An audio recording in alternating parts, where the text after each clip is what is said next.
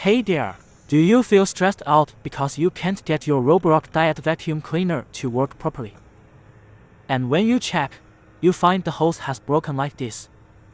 So you're not sure what to do.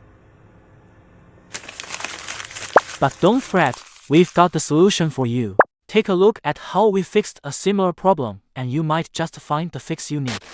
So, a customer brought us their Roborock Dyad vacuum cleaner, saying it wouldn't turn on and was showing some pretty nasty errors.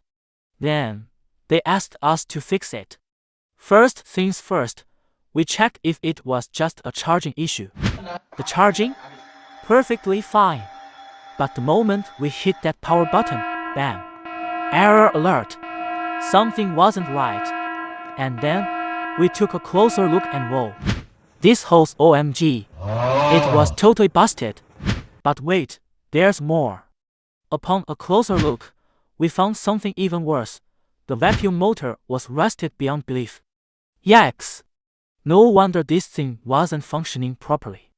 So, we recommended replacing both the hose and vacuum motor. But we noticed something else. Just check this out.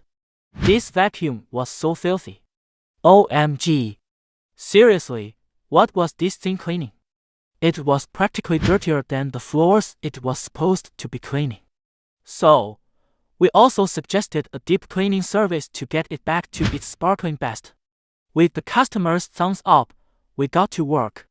Then, we tested it to make sure it was in tip-top shape. Ta-da! The Roborock Dyad vacuum cleaner is now back in action, and it's doing its job like it's brand new. No more errors, no more fuss. After we returned the vacuum, the customer was thrilled to see it was working properly again.